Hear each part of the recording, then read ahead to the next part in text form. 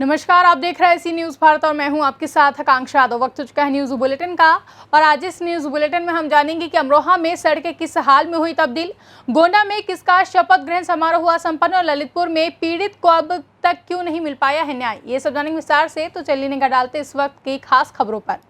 अमरोहा नगर पालिका द्वारा कई महीने से शहर में नालों की सफाई कराई जा रही है और नगर पालिका अधिकारियों और ठेकेदारों द्वारा दावे से कहा जा रहा था कि अब की बार नालों की तलहटी तक सिल्क निकाली गई है और अब की बारिश में शहर में पानी नहीं भरेगा, पर उनके दावे तो शुक्रवार को शहर में हुई चंद मिनटों की बारिश में फेल हो गए। 2 दिन पहले नालों की सफाई अभियान खत्म होने के बाद भी शहर में शुक्रवार को हुई चंद मिनटों की बारिश की बूंदों से शहर की सड़कों पर पानी भर गया। हर साल सरकार का करोड़ों रुपए का चूना नगर पालिका द्वारा इसी तरह लगाया जाता है। अमरोहा से सी न्यूज़ संवाददाता गौरव श्रीमाली की रिपोर्ट। आजमगढ़ वाराणसी मुख्य मार्ग पर मसीरपुर में सड़कें गड्ढों में तब्दील होने के बाद पूरी तरह जलमग्न हो गई, जिससे जनता पूरी तरह बेहाल हो चुकी है। मसीरपुर मोड़ से लालगंज बाईपास से शंकर जी तिराहे तक आजमगढ़ वाराणसी मुख्य मार्ग पर गड्ढों में सड़क है या सड़कों में गड्ढे लोग समझ नहीं पा रहे हैं। मानसूनी बारिश के कारण गड्ढे जलमग्न हो गए हैं तथा आवागमन में लोगों को भारी मुसीबतें उठानी पड़ रही हैं। सड़क पर कीचड़ का अंबार लगा है, आए दिन लोग गिरकर चोटिल हो रहे हैं, लेकिन सबसे बड़ी विडंबना यह है कि यहाँ सत्ताधारी पार्टी के कार्यकर्ताओं की भी बात नहीं सुनी जा रही है, जिससे यही आंदोलन की चेतावनी देने लगे हैं। और लोक निर्माण विभाग, ये प्रशासन एकदम मौन बन करके कुंभकर्णी निद्रा में सोए हुए है। सरकार को बदनाम करने की साजिश कर रही है। इस विभाग को समय रहते चेत जाना चाहिए। अविलंब इस गड्ढा को पटवा करके सड़क को ठीक कराए और पानी की निकासी कराए, अन्यथा हम सभी भारतीय जनता पार्टी के कार्यकर्ता, मैं भारतीय जनता पार्टी का पूर्व जिला उपाध्यक्ष हूँ, मैं खुद इस बात को कह रहा हूँ, ये स्थिति पैदा न हो कि प्रशासन के खिलाफ हम सभी लालगंज विधानसभा के कार्यकर्ता और पदाधिकारी और जनता एक आवाज के तहत जाकर चक्का जाम करें, धरना करें। ये हमारी तरफ से ये अल्टीमेटम है, प्रशासन समय रहते चेत ले और उसकी अविलंब समस्या का समाधान कराए। धन्यवाद। आजमगढ़ से सी न्यूज़ संवाददाता जय गोपाल मिश्रा की रिपोर्ट। भदोई में अभी जामा मस्जिद पर घूसियों में बिजली चोरी करने गए विद्युत विभाग के कर्मचारियों को लोगों को वहां के वासियों ने विद्युत कर्मचारियों को दौड़ा कर पीटा। हमारा नाम संदीप सरोजा है। क्या था पूरा मामला? पूरा मामला ये था सर कि सुबह जी साहब का फ़ोन आया, 400 का जो ट्रांसफार्मर उसमें ऑयल कम थे, अभी नया जला था, तो उसको लगाने के लिए हम लोग गए थे। तो वहाँ पे कुछ अतिरिक्त केबलें जो मस्जिद से फर्जी लाए थे, तो जी साहब बोले उसको हटा दीजिए। हम मस्जिद पे गए केबल हटाने, वहाँ से जब नीचे आने लगे तो वहाँ पे कुछ 4-5 लोग आए और गाली गलौज देने लगे। इसके बाद भीड़ इकट्ठा हो गई और उसी में 2-4 लोग जो थे हमको बहुत तेज़ी से मारे और इसके बाद वो क्या कहते हैं, एक विकलांग करके वो ब्लोरो चलाता है और एक सगड़ी उड़ा चलाता है, जिसका नाम तमीम है, और ये सब सर तेजी से हमको प्रहार कर दिए, जिससे हमारा सर फट गया। भदोई से सीन संवाददाता जावेद अली की रिपोर्ट। छत्तीसगढ़ जिला जांजगीर चांपा के अंतर्गत आने वाले पतौरा चौकी के इलाके के छाता जंगल में हुई महिला की हत्या का मुख्य आरोपी पति ही निकला। पति ने चरित्र शंका पर 2 सहयोगी के साथ मिलकर हत्या की वारदात को अंजाम दिया। पुलिस ने आरोपी पति और उसके दोनों सहयोगियों को गिरफ्तार कर जेल भेज दिया है। छाता जंगल में हुई महिला की हत्या को गुत्थी पुलिस ने सुलझा ली है। एसपी पारुल माथुर ने प्रेस कॉन्फ्रेंस कर पूरे मामले का खुलासा किया है। प्रार्थी देवेंद्र सोनी के द्वारा कि उसके साथ कोरबा से बिलासपुर जाते हुए गाड़ी में वो जा रहा था और उसके साथ लूटपाट की घटना हुई है और घटना में उसकी पत्नी दीप्ति सोनी को भी जो अपराधी हैं उन लोगों ने रस्सी से गला घोंटकर उसकी हत्या कर दी है। इस प्रकार की रिपोर्ट पर पंतोरा में 397, 302 के तहत 4 अज्ञात व्यक्तियों के खिलाफ एफआईआर पंजीबद्ध की गई। इसमें प्रारंभ से ही जो प्रार्थी था देवेंद्र सोनी, उसकी जो बातें हैं वो घटनाक्रम के हिसाब से मैच नहीं हो रही थी और पुलिस ने इसमें हर पहलू से जब जांच प्रारंभ करना शुरू किया, उसकी लोकेशन के संबंध में टेक्निकल डेटा प्राप्त किया, तो उससे ये क्लियर हुआ कि ये जो घटनाक्रम बता रहा है ये पूरी तरह से फॉल्स है। और इसमें आगे बढ़ते हुए ये सब जानकारियाँ प्राप्त हुई कि इसमें जो मृतिका का पति है उसी ने इस पूरी घटनाक्रम को अंजाम दिया है। इस तरह का एक जो टेक्निकल एनालिसिस से जो डिटेल्स सामने आ रही थी, उसके बाद उससे कड़ाई से पूछताछ की गई, जो कि उसने फिर पूरी घटनाक्रम को स्वीकारा कि इसने ही इसको शक था अपनी पति के अवैध संबंधों के वजह से, जिसकी वजह से दोनों में तकरार थी। उसी के चलते इसने ये पूरा प्लान किया। इसने इसमें 2 लोगों का और सहयोग प्राप्त किया, जो कि बिलासपुर में रहते हैं, प्रदीप सोनी और उसकी पत्नी शालू सोनी। इन लोगों को घटना स्थल पे ये 3 दिन पहले लेके आया था। छत्तीसगढ़ से सीनू संवाददाता गणेश राम की रिपोर्ट। गोंडा विकासखंड प्राथमिक विद्यालय बेलसर ग्राम सभा ताराडीह में प्रधान भागीरथ पासवान ने शपथ ग्रहण की। वहीं मौके पर सम्मानित लोग सुरेश शुक्ला, प्रधान पप्पू सिंह, प्रधान मलघूरपुर राजेंद्र पांडे, पूर्व प्रधान शिवचंद्र पांडे व अन्य सभी लोग उपस्थित रहे। गोंडा से सीनू संवाददाता शिवराम पांडे की रिपोर्ट। पुलिस अधीक्षक जालौन यशवीर सिंह के कुशल निर्देशन में रोकथाम, अपराध चेकिंग, संदिग्ध व्यक्ति, लुटेरे, वाहन चोर, वांछित अपराधियों, शराब तस्करों के विरुद्ध चलाए जा रहे अभियान के क्रम में आरोपियों की गिरफ्तारी हेतु पुलिस को बड़ी सफलता मिली है। पुलिस ने 15,000 रुपए एवं मोबाइल फोनों के साथ अभियुक्त को गिरफ्तार कर लिया है। अभियुक्त को पकड़ा गया है मोबाइल से, तो उसके जानकारी।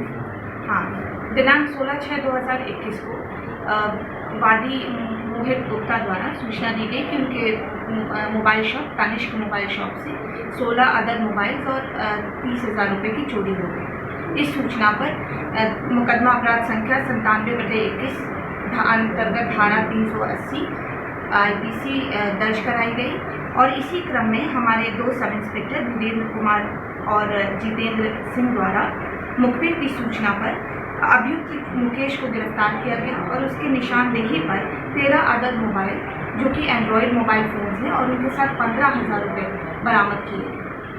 जी मैम, इसके खिलाफ कोई और भी मुकदमा दर्ज है पुलिस से?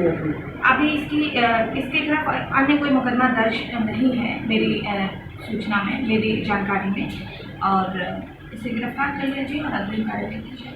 लगभग मोबाइल की कीमत कितनी? मोबाइल की अप्रॉक्सीमेट कीमत जो है 1,30,000 रुपये है और उसके साथ 15,000 रुपये और बरामद किए। Thank you. जालौन से सीनू संवाददाता निखिल तिवारी की रिपोर्ट। जनपद कानपुर देहात के थाना मूसानगर क्षेत्र अंतर्गत भुंडा भरतौली गांव के जंगलों में युवक ने फांसी लगाई। संदिग्ध परिस्थितियों में फांसी पर लटका मिला शव। कानपुर देहात से सीनू संवाददाता संत राम सिंह की रिपोर्ट। पुलिस अधीक्षक ललितपुर को प्रार्थना पत्र देते हुए रामकली पत्नी रामपाल ने आरोप लगाया है कि अपनी भैंसों को चारा डाल रही थी और तभी सीताराम पुत्र हरदयाल, मुन्ना पुत्र फेरन व भज्जू पुत्र धर्मू गाली गलौच और मारपीट करने लगे। वे घर पर अकेली थी और गाली गलौच व मारपीट के बाद बुरी नजर से हाथ भी पकड़ा। जब उन्होंने विरोध किया तो शोर सुनकर नील पुत्र कोमल पति रामपाल गांव के लोगों ने बचाया। क्या मामला है? मामला ये है कि मतलब रिपोर्ट लिखाई है गलत नीयत से और मंगलसूत्र और नाकी की ले गए हैं।